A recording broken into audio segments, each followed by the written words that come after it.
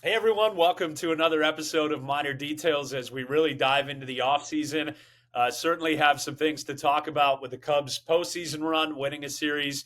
The Arizona Fall League is underway, and we're going to dabble in Halloween a little bit as well as we move forward here. In our first full offseason episode of Minor Details, we're joined by Richie Giuliano with the Knoxville Smokies, Brendan King with the South Bend Cubs, and Luke Maley with the Myrtle Beach Pelicans. I'm Jason Kev from the Iowa Cubs, and we are the broadcasters for the four full season affiliates of the Chicago Cubs. Guys, I think the best place to start is check in on how your offseason is going here a few weeks in now, but also what your impressions have been of the Major League Baseball postseason so far. So we'll start with you, Richie. Yeah, off-season wise, been pretty busy. At the new ballpark, first year, inaugural season at Covenant Health Park, and we're doing events every day. Still got soccer. Big announcement that we made the other day on social media. Savannah Bananas are coming to town next year in May, so that'll be pretty cool. It's gonna be like a joint effort with us and Neyland Stadium down the road to play two games with the Bananas. So it's usually pretty rare for them to play games at minor league stadiums. So we got pretty lucky. We won the ballpark of the year in 2025. So I think that definitely helped our case to get them to come to Knoxville. Everybody's super excited about that. From a postseason perspective, I think it's been fun to watch. The Cubs, it was a nail biting wild card and a nail biting divisional series again. Unfortunately, couldn't get it done, but they played competitive ball. Had some really good shiners in the division series. Nico Horner was great. Suzuki had a great postseason, and then had some good starting pitching. But unfortunately, the long ball has just got the best of the Cubbies in the divisional series. So that was kind of unfortunate, but good to see some competitive baseball, and every game was fun to watch. So that was a bonus. BK, your thoughts? Yeah, off season is going well, guys. Hope the same for you and hope the same for everybody watching right now on Marquee. From a ballpark perspective in South Bend, construction continues at Four Winds Field in time for opening day 2026, where the second deck's going to open, the new convention center out in the left field corner. So, it's funny because I spend my off seasons mostly down in Indianapolis. So my ballpark updates come via the pictures of the South Bend Cubs post on X and Facebook. So I'm looking forward to being back out there and seeing it. From an off-season perspective, for me, everything's great. Getting into my off-season broadcast work, covering the Colts and Pacers as well, doing some college hoops and some college football. So just trying to stay busy. You guys know how it goes in the minor league grind.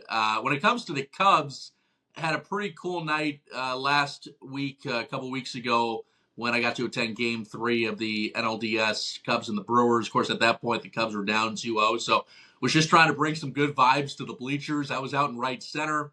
Michael Bush's home run landed literally 5 rows in front of me to start that first inning, so that was cool. And boy, that place was electric, be it during the day when John Summit was doing his set out there in front of the team store, during the game, after the game at Murphy's. That place was ridiculous. So there is no city and no fan base that deserves playoff baseball more than what happens at Wrigley Field and Cubs fans around the city and around the country. So was just happy to be part of that. And like Richie said, at the end of the day, 3 solo home runs by the Brewers ended up shutting you down in Game 5. But hey, I'll tell you, I don't discount that wild card series win against the Padres, right? Especially when you consider that San Diego went all into the trade deadline. They've given up their number one prospect again in Leo DeVries, who we saw in the Midwest League this past year.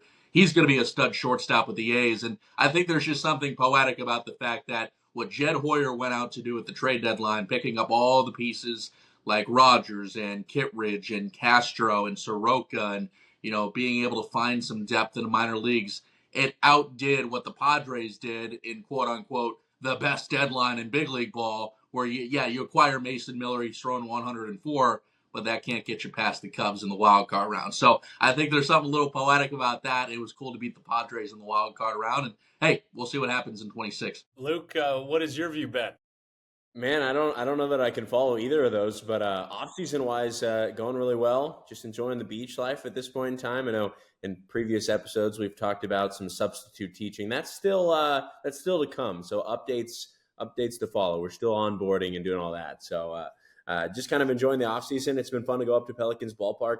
Tons of new things going on there, new seats, new video board, new clubhouse, new cages. Everything's new. So if you're following along on the Pelicans social channels, a lot of tearing things down, and now things are starting to be built back up. New press box, all sorts of new things going on. So it should be really fun in 26 at Pelicans Ballpark here in Myrtle Beach. And the offseason has been really good to me to this point. And then just kind of enjoying some postseason baseball. And these guys kind of hit everything that I could have talked on via the Cubs. But, just watching, that first series win, as BK mentioned, taking down a Padres team that went, pushed all the chips into the middle, and they still couldn't get by the Cubs. I think that's an encouraging sign. And then you never want to fall behind early in a series like you do against the Brewers, but back against the wall, they kept fighting, and I think that's going to pay dividends for years to come on guys that, when you have to go, we go. And they fell a little bit short, but it was really encouraging to watch their approach, from coming back from behind. And it was a lot of fun. And I can truly put my stamp of approval on the concept that baseball, sports, whatever, is better when Chicago-based teams are in the playoffs. And it's a lot of energy, and it's been really fun to watch, especially as my first year really pulling for the Cubs. Yeah, I'll start there. I had never been to Wrigley Field before, or a Major League Baseball postseason game in my life, no matter what facility you're talking about. And the Iowa Cubs were gracious enough. They bought 8 tickets to every Cubs home playoff game. So I was out of the office when they put up the Padres tickets, so didn't get to go. I was hoping they would win, and sure enough, they did. So I had tickets for games 3 and 4 if necessary. I didn't know you were there, BK. I'm surprised I didn't see all the lights following you around the ballpark and, the red carpet being rolled out. Well, we were seated behind the Milwaukee dugout. And like you said, I thought game 3 was interesting because there was a lot of nervous energy in the ballpark because you knew if you don't win, you're done. Milwaukee scores a run in the top of the first, and you could feel that. And then, of course, it gets tied right away in the bottom half. And it felt like as the inning continued, that turned into a party. And then it was a long wait until an 8 o'clock local time start, which I still think is a little bit ridiculous for Major League Baseball while the other game was going on the West Coast, to make the teams in the Central wait till 8 p.m. But you could feel that energy building. And by the end of the night, they beat Freddie Peralta. You're going back to Milwaukee, packing your bags in case you're going to L.A., to start the NLCS, and it just didn't happen. And I thought it was a great first experience in Wrigley Field. I'm not sure how anything will match those vibes except for a World Series, but really incredible, and it gives you an appreciation for the Cubs fan base, how hungry people are for successful baseball, and how the players react to that. And I know that baseball is kind of the one sport where you say that home court or home field doesn't matter as much, but I think the Brewers-Cubs series kind of displayed more than any that home field was a huge part of it. It didn't feel like Milwaukee was going to lose in Wisconsin, and it didn't feel like Milwaukee had any chance at Wrigley Field. So I thought it was a cool atmosphere for a first-ever playoff meeting between those two teams. And I feel like, can we get a Sunday night baseball game between the Brewers and Cubs now? It never happens, but I feel like that's kind of the premier rivalry in the Midwest right now. So that could have some fun going into the future as well. All right, quickly. Well, I guess I should mention that we're moving our bullpens off the field like every facility is supposed to do here over the next few years. That's kind of the big offseason development. I'm looking right now. They have torn out about 800 seats in right field and in left field and moved the bullpens just off the field a little bit. So some fans will have a good view of guys warming up next year when we get going in late March, which is hard to believe. That's when the AAA season begins. But so that's what's going on here. Quickly, what are your thoughts on, and this may be decided by the time this gets on air, so we're going to put our necks out there, but what do you think the World Series matchup is at this point, and who brings it home? We'll start with you, BK. Whew. It's a lot of pressure. Well, I don't know how you don't pick the Dodgers. If one of you does not pick the Dodgers, I'm going to respect you a lot, but I'm going to go Dodgers-Jays. It's that series between the Mariners and the Jays has been really weird so far, obviously, with the kind of reverse splits of what you were talking about, Jason, with how home field advantage mattered in the NLDS. It doesn't seem to matter in the ALCS, but I think at the end of the day, the Blue Jays bullpen is going to take over that series. I think they've been too good this year not to. However, hey, I'm never going to bet against Big Dumper.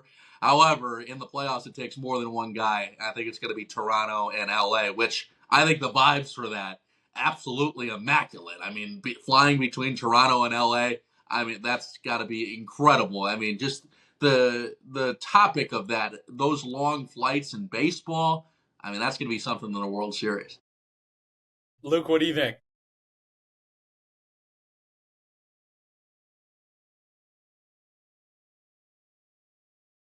He's on mute. We're muted. We're muted. Sorry, There my we dog go. is over here. That was my favorite answer of yours so far. Yeah, I know, right? I said Mariners and Dodgers, and I think that I'm going to go against BK here and just go with the Mariners, who I think are going to be an underdog in that scenario. I do think the AL team is going to have their back against the wall, whether it is the Mariners or the Blue Jays, not only because you're more than likely looking at the Dodgers, but the way that this series is going so far, it looks like the Dodgers, with the starting pitching being so good, preserving their bullpen, there's still plenty of games left to play, but if they roll through this series, it's going to be a really difficult situation for the AL team.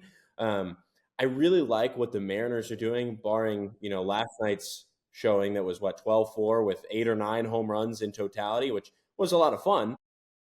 But I think that the Mariners end up getting that series, getting through and into the World Series. And I think hopefully the moment's not too big for them. Obviously, Cal Raleigh is special. And as BK said, it takes more than one. And I've really enjoyed what Polanco's doing. Polanco has been just having a knack for the clutch hit. And he's been really fun to watch in this, not only this series, but the entirety of the playoffs. And so I'm going to go with the Mariners over the Dodgers. I don't feel super comfortable saying that, though. I think the Dodgers should be the favorite, but let's go Mariners. All right, Richie, are you gonna stick with the norm, or are you gonna follow Luke here? I'm going to follow BK. I think Dodgers, they're a pencil in, and I think the Blue Jays are going to win that series with their starting pitching that they got. Huge for them to get Shane Bieber to come back and have some playoff experience in their starting rotation. So when you look at both rosters, the Dodgers, 1 through 9, look like they have an all-star team on just one team. So I think they're a pencil in for the World Series, and I just think the Blue Jays have too much this year. So I'm going to go with the Jays and the Dodgers for the World Series. So I'm gonna also stick with convention here. I just don't think the Dodgers. Everybody says they had a disappointing season, but I kind of view the Dodgers is what the NBA is, where the teams that are really good could care less about a bulk of the regular season, and they're not going to rush guys back from injury. I think if that's Milwaukee or the Cubs, Blake Snell is not waiting as long as he did to pitch because he has to pitch to make the playoffs, whereas the Dodgers are like, we're going to make the playoffs whether we're a wild card or not. If we're healthy come October, we're going to be the best team. And the problem is, with the Dodgers, like Kike Hernandez is the best player in the playoffs every year, and he's hitting 7th or 8th. And so you finally get through the onslaught of all the MVPs and Teoscar Hernandez and Will Smith and all these guys. And then, okay, Kike Hernandez is still hitting 500 in the playoffs. So how do you get through that lineup? And then the 4-man rotation that they're using right now with Snell, Ohtani, Glasnow, and Yamamoto is insane, with Sasaki, Sheehan, and Kershaw out of the bullpen, and Blake Trinan, who's been good in the past. I just think when you play them, you have to be perfect for every single out in order to win. And I think the one team that could beat them, and I think they'll win the ALCS, is Seattle, because I think their pitching has the ability to be dominant from a starting pitching standpoint, and the leverage guys that maybe, if things click, Logan Gilbert, Brian Wu, all these guys, George Kirby, if they're all on, Luis Castillo, could match the ace star power that the Dodgers have. But I still think the Dodgers are probably a little bit too much in the end. But I think that would be a fun matchup, as would Dodgers Blue Jays. I'm just not sure there's any way that somebody finds a way to get past the Dodgers. We got a great AL matchup going on, Mariners and Blue Jays. I don't like this NL matchup. Yeah, Go game ahead. one was phenomenal at the end. I think that was the most dramatic game of the playoffs maybe so far, just the way that it almost fell apart. And the questions about whether Bryce Terang should have gotten hit by the pitch or not kind of lived for a while. But it's a tough thing to do if you've ever been in that spot. It's not that easy to wear a pitch and try to get a hit at the same time. Human reaction. It's the classic sit on your couch guy. Lean in, take one for the team. I'm good, bro. No, stop. If he could have it back, he would. But No in that doubt. split second of time, your reaction goes, "Oh, get out of the way," and that's what he did, and it hurt him. I forget who the former player was. I saw somebody describe it as if you go to the plate trying to get a hit, it's impossible to get hit intentionally. And if you're trying to get hit intentionally, it's impossible to get a hit. So you kind of got to pick your avenue there. And with 2 strikes, you're not trying to get hit anymore. All right, we'll step aside for a quick moment here and come back with some more talk about the Arizona Fall League, a number of Cubs prospects participating in that. We also wanted to reflect on the time with the Cubs of Buddy Bailey in a moment as well. All right, welcome back to Minor Details, our first full offseason episode.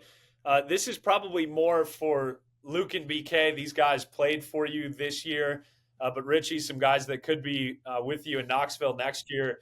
The Arizona Fall League is always fun because the playoffs are still going on, and then all of these really good prospects head to the desert to play a little bit more baseball. It's a lot of guys who are injured or had a shortened season, or maybe who came out of nowhere and want to get some more reps against the best that other organizations have to offer. So let's start with you, Luke. But first and foremost, how much attention do you pay to the Arizona Fall League, and especially to those guys who are playing for the Mesa Solar Sox? Owen Ayers, Cohen Moreno, Luis Martinez Gomez are off to good starts. Yeah, I think that, excuse me, I think that like the Fall League, it's shifted in dynamic over the last few years, but it's really fun. And those guys, for the most part, are pretty used to Arizona, and you see them play some of their best ball. I think what I've really enjoyed this year is in the first week and a half, just watching the guys that had their seasons cut short or, entered the year with an injury and they were trying to find their footing at the end of the year. Guys like JP Wheat, who was injured for the most of the year, added to that roster. Cole Mathis, another one that came in as a top 15 prospect this year, starting the year with the Cubs, got off to a solid start and then battled injury. Didn't return until the playoffs, and then had a couple of big hits in the postseason for us. But Owen Ayers is the headliner because Ayers hurt his hamate bone late in the year, and we were without him throughout the playoff push, and he would have been massive. I argue that over the course of the season, he was the most complete player on the Pelicans roster. He did it defensively, throwing out runners, blocking the baseball, just controlling the staff. And then offensively, he showed some of his pop, showed a lot of contact. So we mentioned earlier in past episodes, Ayers became just the 4th in the last decade for Myrtle Beach to have a 15 or more game hitting streak, joining a couple of big names, James Triantos, David Bodie, and then, of course, PCA. So, this is a guy that can play some ball, and the fact that he's not a top 30 amazes me. What did he do in his first week back playing on the diamond? Hit .458 with 3 extra base hits, 4 RBIs, and an OPS just shy of 1,500. So he earns Hitter of the Week. First game after reigning Hitter of the Week, 422-foot home run to take the lead. This guy is playing on another level right now, and it's great to see him be able to bounce back really quick from that injury. BK, what are your thoughts on the Arizona Fall League? How do you consume that? Do you check scores? Do you try and watch highlights? Or what are you most interested in from that group? Yeah, trying to catch as many highlights as possible and just keeping posted about what South Bend Cubs of current time and past and future are doing, right? Big shout out to Nick Lavello, South Bend Cubs manager, who was the first base coach for the Mesa Solar Sox. And, I got 2 names, guys, that I'm keeping an eye on. The first one is 2020 Cubs first-round pick, Ed Howard. Ed's getting a chance to go back and play out there after having another season cut short due to injury. And Cubs fans know Ed. He went to Mount Carmel High School. He's a Chicago kid. It's the amazing story of a Chicago kid possibly getting to play at Wrigley someday. But, of course, in 2022, his season was cut short on that nasty, ugly hip injury that kept him out for a year and a half. And since that point, it has literally been battling back to get back to the Ed Howard we know. I know 2 things about Ed Howard. he is a lethal competitor, and B, he is probably the nicest human being I've met in baseball. And no, that's not an over-exaggeration. He is as nice of a person as there is, and you root for a guy like that. But just for whatever reason in recent years, it just has not culminated for Ed. I really hope this stint in the Arizona Fall League helps him out and sets him up for spring training 2026, because the only way that you come back from an injury like that, and when it's in the hip and it's a la Bo Jackson, is being able to get reps and being able to set yourself up for a healthy season. And that's what Ed has not had in the past 3 or 4 years. The second name is Cohen Moreno, who you mentioned, Jason, who came back with us with the South Bend Cubs after needing Tommy John surgery back in 2024. He came back after only about 1 year and 2 months-ish from Tommy John, which is super impressive. And he came in and just started shoving out of the South Bend Cubs bullpen. I won't forget it. When the Cubs were in first place this year, Cohen Moreno, we were playing a key series at Beloit where the winner of that series was going to be in first place to end the week. We end up winning that series because Cohen Moreno put the team on his back and ended up shoving out of the bullpen. He went 2 2/3 scoreless in his first game coming back from TJ, and then furthermore just continued to post scoreless and shutout innings. So I really like the fact that he's in the Arizona Fall League. He's another 2020 draft pick, 5th round out of high school, kind of a flyer because remember that draft was only 5 rounds long. So, again, I like the fact that Cubs are putting out their 2020 draft picks out there, guys that have struggled with injuries, because both of those guys, high school draftees, a ton of talent, and Cohen Moreno, that's a name you may want to keep in mind. Richie, I do value your opinion on this, but I'm going to skip it for a second because we're running out of time, and I wanted to talk about Buddy Bailey here on Marquee. It was he passed away right after we recorded together as a group last, but a guy I met, he coached at all 4 of the locations we're currently at: Iowa, Tennessee Smokies at the time, South Bend, and of course in Myrtle Beach for a bulk of the end of his career with the Cubs. But a great guy. People had the ultimate respect for him, both on him being a legend in the Latin American community that folks were wowed by, but also in the Cubs organization. So I wanted to quickly give you all a chance. I know, Brendan, you had met him personally.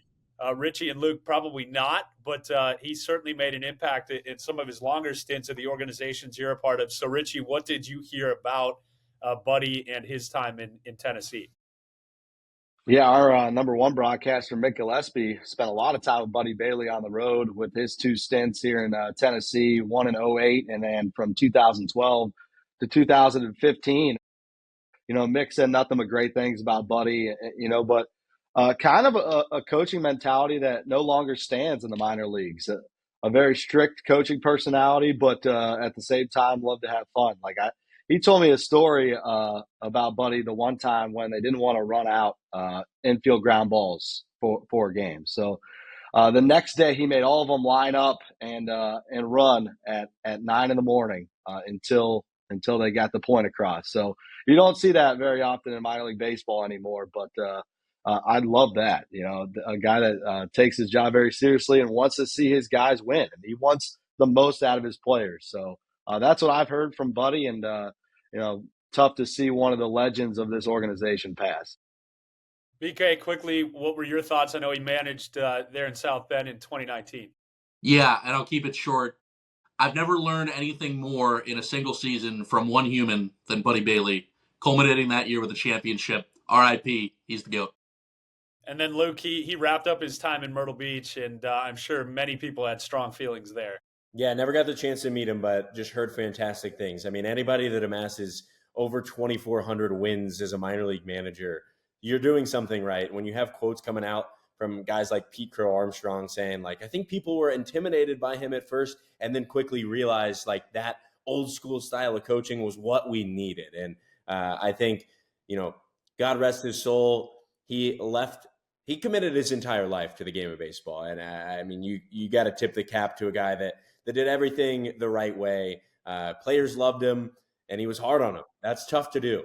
Hard on players and them loving you is tough. And a very special human being, very, very, very special coach. Yeah, I think the important thing to note is that any player who is homegrown by the Cubs over the last 20 years probably knows Buddy very well and attributed a lot of their success to the fact that they played under Buddy in some capacity over the course of their minor league career. And he was old school. He didn't like to ride the bus. He always drove. to Charleston when I was in Charleston and he was in Myrtle Beach. He would get there at like 11 a.m. for a 7 p.m. game.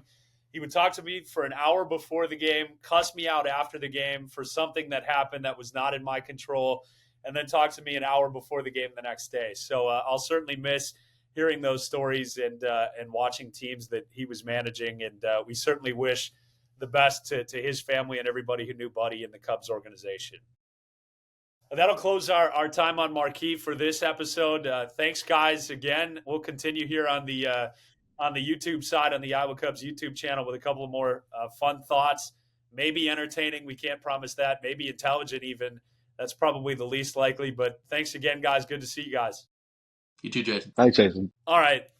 Now they let the cat out of the bag here on the YouTube side. It's off season. You've got all these holidays that sort of mark where we are in the baseball off season. You've got Halloween first. My daughter is very excited about that. The 3-year-old, the 4-month-old doesn't really care. But what is your favorite marker in the MLB offseason? I know we just got into it, but what do you look forward to the most? Is it the winter meetings? Is it spring training? Is it the World Series? Or what exactly, after the minor league season is done, do you have circled on your calendar? Whoever wants to go first, run with it. I'm going to be very specific. It's the first video that somebody posts of the pop of the mitt when people are playing catch on day one of spring training. There is no better sound than that, than the pop of the mitt on day one of people playing catch. That's like, that gets the juices flowing. You know what I'm saying? Absolutely. Anybody else have a favorite part of the off season? I'll rock with late October. We're working with World Series time. We're working with, I think, like the sports equinox, as we call it, is on the horizon. I don't remember what day it is, but just that special moment where you've got everything going on. You got NFL, NBA, MLB, NHL. You're right on the precipice of college basketball. You've got college football in full swing. Like, just getting the best of the best, and then it being highlighted. You're watching Tuesday Night Mac or something, and then all of a sudden you're turning on the TV to watch the World Series. Like, that's just special to me. Just that vibe of having everything going at once is my favorite part of the year. Yeah, I'll have to say the Fall Classic's probably my favorite. I love the World Series. I've always made it a tradition of my family to at least watch one or two games. I grew up as a Cleveland fan, and we were only in one World Series in my lifetime, and they lost to the Cubs, which, looking back is now a good thing, now that I'm in the Cubs organization, but at the time really stung. I think that's the last time I also cried when Cleveland lost in Game 7. Yeah, I think the Fall Classic for me is just always special. I don't know why. It's always the brisk air, and the leaves are turning. So I love the Fall Classic. I'm going to go a little bit further into the offseason, and obviously I love the World Series. I'm going to watch every pitch that my children allow me to watch. But I love the winter meetings and everything that is potentially going to happen there. Now, I think they've been lessened a little bit by the fact that agents and players try to wait teams out even into spring training now. But you always feel like when all those guys get together just before Christmas that there's going to be a big trade or somebody's going to agree to terms on a deal. And that's when you kind of start to shape the next season. For years it was, man, the Phillies aren't going to lose this year because they signed this guy and traded for this guy, or, the Dodgers are never going to lose. It turns out we were right when everybody reacted and said, well, the Dodgers are never going to lose again. But I love the winter meetings. There used to be jobs, that were involved in the winter meetings. So those were a fun time and a stressful time back in the day. But I still think there's something about the winter meetings that all these people get together in a really fancy hotel and hang out for a few days, and something crazy in the baseball world always happens. Jason, did you go to the winter meetings in Las Vegas in 2018? I did not. I was only at one ever, and that was San Diego in 19. Okay. My first, because I know you were in Vegas earlier this summer. My first Vegas trip ever was with a group of 4 or 5 broadcasters, and we went to the winter meetings. And as you said, I'm not sure if Richie and Luke are aware of this, but like, you could go to the winter meetings and go get jobs. Like, there were jobs posted, like broadcaster jobs. So I was already in South Bend, so I had signed up, but I still went anyway because it's Vegas. Why wouldn't you go? So I was kind of just chilling while the rest of the group was looking for jobs. It was at the Mandalay Bay, and I'll never forget, you just walk past Theo Epstein, and you walk past like all kinds of baseball executive. There's Brian Cashman, and I'll never forget at the end of one random night in this Mandalay Bay bar, it was just sitting in a circle together and just drinking and sharing stories. It was Don Mattingly, Joe Madden, who else was there? Terry Francona, and a few others just kind of sitting there. We were like, this is unbelievable. Just in a random Vegas casino, these people are chopping it up for the winter meetings. And it took everything in me not to go just try and be a fly on the wall there. But yeah, unbelievable.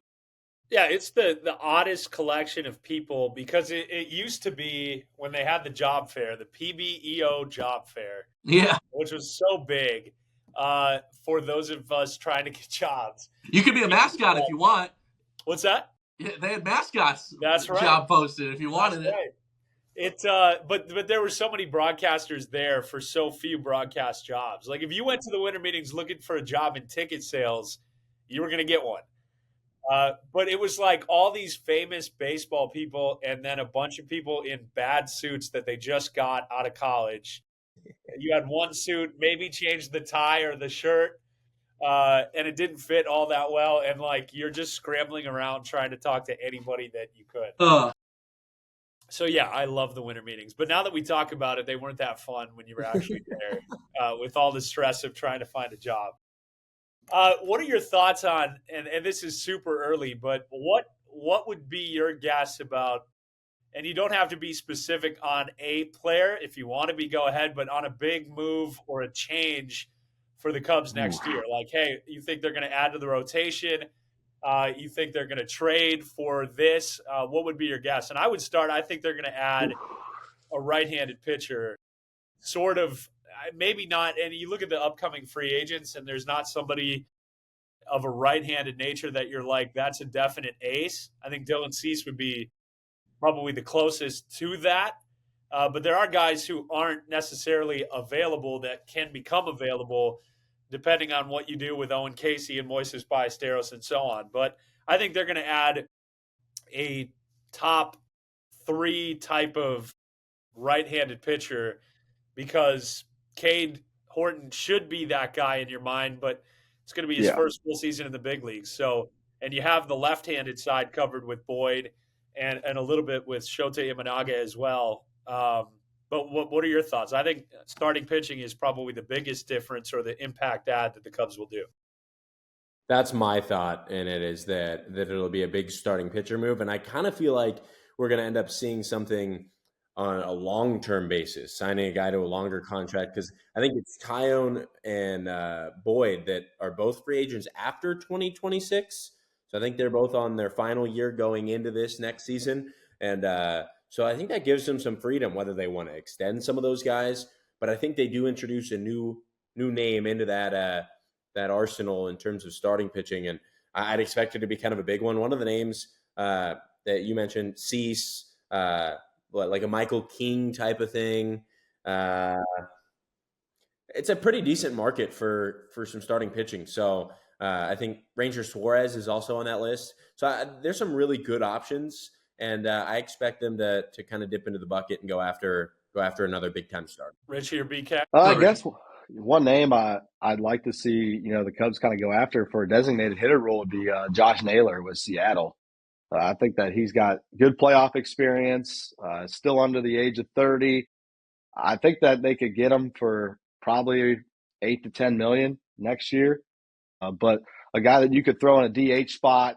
I never really thought Naylor was as good at first base, and with how well the first baseman played this year. But never hurts to have an extra bat in the lineup, as we've seen in this postseason with how loaded some of these offenses are. So I could see Naylor being a name that they try and go after Seattle. Let's go him after this year. And a guy that can steal bases. Yeah. Best base stealer of the postseason. What? Somehow. He's an animal, man. I mean, he plays the game hard. I love the guy's energy. I think, him and Pete would have some high energy on that in that clubhouse. So I think he could be a good guy. So I'm going to preface mine by saying, obviously, I don't know anything, but I think the Cubs will and should bring Kyle Tucker back. And I don't mean to not introduce a new name, but I think Kyle Tucker is the prize of the offseason. And listen, I know that the end of the regular season did not go according to plan for Kyle Tucker, but I'd love to go back to the Facebook messages and the tweets about first half Kyle Tucker and everybody saying that we got to pay this guy $500 million. Give him whatever he wants. Blank check. Jed, make it happen. Compared to some tweets now saying that this guy is dirt and he should be taken away and shipped out of Chicago. I just can't get down with that. I think Kyle Tucker should be back, and I understand, obviously, that would continue to halt Owen Casey's path to the big leagues. But at the end of the day, as much as I love Owen Casey and as much as I hope that he can be a Cub for a long, long time, I think the best move for the Cubs is to bring back Kyle Tucker, because before the hand thing and before the calf thing, this guy was not only playing like an all-star. This guy in the first half was one of the best players in all of baseball. And remember, for a brief moment there, the Cubs had the best record in baseball when Kyle Tucker was at his peak this year. So, again, I think, you guys know this. Baseball is a game of recency bias, and that's how people watch the game. I'm guilty of that. I've been guilty of that my entire life. That's how most sports work, actually, in recency bias. But when you peel back the layers, Kyle Tucker, for a good chunk of this year, is one of the best players in all of baseball. And I think the Cubs should and will do whatever it takes to get him back. My first thought on what you said there is that I think this all should be classified as we don't have any inside information at all. I don't have any inside information either. I'm glad you prefaced your statement, but just to be clear, neither do I. Maybe Luke and Richie do.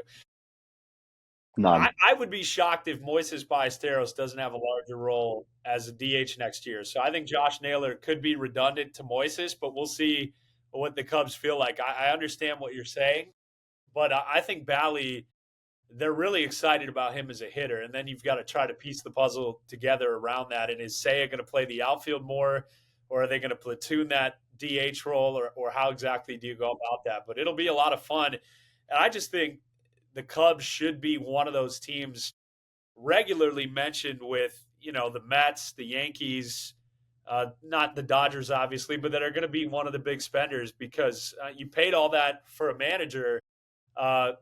Go get some of the horses to get it done as well, and push you over the top to the next level. You mentioned the Bananas are coming, Richie.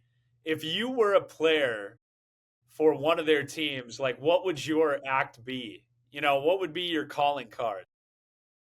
Ooh, I'd probably do some sort of line dancing. Really? Yeah. So when I moved down here to Tennessee in 2023, I got heavily involved in line dancing at this bar called the Cotton Eye Joe, and I just went there to hang out because I like country music, and it's a honky tonk bar. But the more you stick around there, the more you start to get invested in the product they got, and that's this giant rectangular floor, one of the biggest floors in all of Tennessee for dancing. So I dabbled in it. I usually have two left feet, but I was able to capture a couple of the line dances, get my groove and get pretty good at it. So I think my calling card for the Bananas would be I'd do some line dancing out there, and then who knows, throw a pitch, or I don't know, whatever they want me to do. What are the odds you will line dance on this podcast? At some point. Maybe if we're in Myrtle Beach, I have a couple drinks. Okay, let's keep that on the back burner. Luke, what's your skill that you could offer? Did you see that news piece where I think his name's Coach Rack? I think he's pretty popular. Did a backflip and fell. That'd be my bet. Yeah, that's your homework. I'll send it to the That's your homework. But he was on the news and did a backflip. And I don't know if he over or under rotated but he ended up landing on his face. I would do that pretty well. I think the only thing legitimately that I could bring to the table there is playing and also just broadcasting, just standing out in left field, being like, don't hit it to me, don't hit it to me. Oh, it's hit to right field and pretty well. That's about all I've got to bring to the table. No line dancing from me. BK? Well, I was going to say that bar in Knoxville waits for all Smokies games to end before they start the line dancing so Richie can That's show it. up. Yeah. That's So it. they don't open until the game is over. So. I'm personally, admittedly, and probably not a good thing, addicted to TikTok. So I'm aware of like every trend there is and every memeable thing there is. Like earlier in the summer, they were doing that aura farming thing at the Savannah Bananas game. And actually, Kenji Perez, after he had a strikeout at the South Bend Cubs this year, started doing this as he was walking off the mound, which was ridiculous. But I think I would just be aware of like every memeable like trend, and I could insert that into every time I come into hit or pitch. So I think I got like the 14-year-old brain. There's nothing wrong with that. Thank you. I've been told I have the maturity of a 14-year-old by my wife on a monthly basis. So I have only two skills, and I think they would both serve me well there. One, I can juggle, not like incredibly well, but with three objects of whatever kind. I haven't tried chainsaws yet, but I can juggle very well. So I think I could juggle on the mound and then maybe pick one of them to throw, and that would be kind of tough to hit. Ah. And then the other thing I can do, I'm not sure how this would play in, but I can catch food that people throw at me with my mouth from great distances. It's like hibachi. What's that? The king of hibachi. It's like hibachi. Yeah. No, I'm a hit there. Every 5 years when I go to one, but like I remember in high school, people would stand on the bleachers and throw them to me like down on the court. You know what I'm saying? And I could catch like a starburst, which is not a good food to catch with you because it hurts if it hits your tooth. But yeah, so those are my two skills. So I would try to blend those together somehow, and maybe catch BK's eye on TikTok someday. Would be kind of the goal. But that's all I've got to offer. Going viral. What's that? You're going viral. Hey, that's all I've ever wanted. You know, that's why I do this. On that note, last question. Wow. Today's episode is brought to you by Caught a starburst in the back of the throat. Wow, this has not happened before. Best Halloween costume. Hold on, we're gonna have to do we need a cough button. Hold on.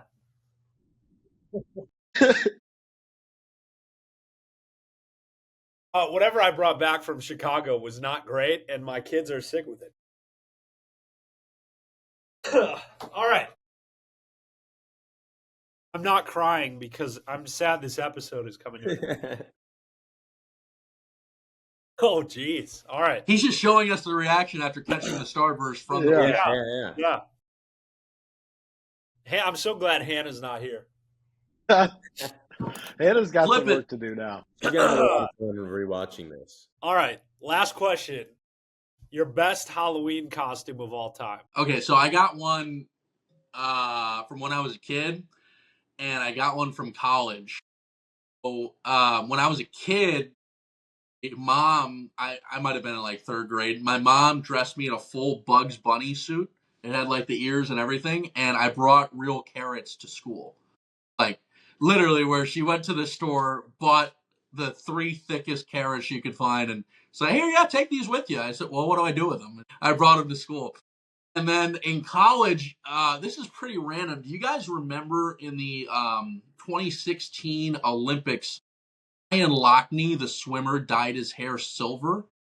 So in college, I had this Team USA starter jacket that I got at like a Goodwill, and it was my prized possession in college. Like it was the ultimate party shirt. Like you put that on, you just feel elite. So I ended up just buying a Speedo and wore the starter jacket with the Speedo, and then I bought silver dye, and I dyed my hair silver, and I was Ryan Lochte. And then I had this medal that I won. It was like a plastic stupid medal that I got from a community service event, and I used that as my gold medal. So those are my two best. So you know that there is going to be a request for an image of that costume that's probably going to show up on this podcast if it's suitable for TV. I don't know. Not suitable, and I'm not sure a picture exists. That's what I would have said as well. Yeah. All right, I got a picture of one of my favorite Halloween costumes ever. One of my favorite baseball movies too, Sandlot. Me and my buddies in high school, 2015, dressed up as the Sandlot crew, and I got it on my phone here, so I'll flip it around. And I'll try and show you guys if you could see it. It's going to be tough, but we can flash it on the screen because I got this picture. But back in the day, when I didn't have this long hair, I had really short hair and big ears and freckles, and I looked like Squints. So I zoomed in here on what I looked like, and that was me back in the day. That's good. So that's my favorite Halloween costume. I was Squints, That's great. but I didn't have Wendy Peppercorn, unfortunately. You can find her at the line dance place. That's it. That's my goal. That's my goal in life. Richie. I did the same thing. My wife and I did the same costume, and yours was much more impressive. I, as a kid, was just like the basic things. I think one year I was like a nurse. My mom's a nurse anesthetist, and so I had scrubs, and obviously we're putting blood, and like I had a knife, like, and just kind of odd in the spirit of Halloween. I think the most creative costume, and does not showcase me personally whatsoever, or really my wife, because I don't watch much reality TV, but we were at a Mizzou football tailgate one time, and I don't even remember what the situation was, but I had, my sunglasses on, like we're just walking around, and someone yelled "Pauly D" at me as if I looked like Pauly D. I don't know if it was just the black hair or what it was. So for Halloween one year, my wife and I, actually that year, embraced all of that and did Pauly D, and she was Snooki. Very eventful. I couldn't have told you at the time what show they were on or anything like that, but we thought it was funny, and I had like earrings and a fake giant chain. It was eventful. Well, I can't match any of this, but I think the most iconic photo of me as a child, I was like 3 or 4, and my parents dressed me. This was before the inflatable costumes existed. It was just like a cloth T-Rex, and like it should have been a joyous picture, but I was just like miserable in this picture. So I'm just like a frowning small T-Rex.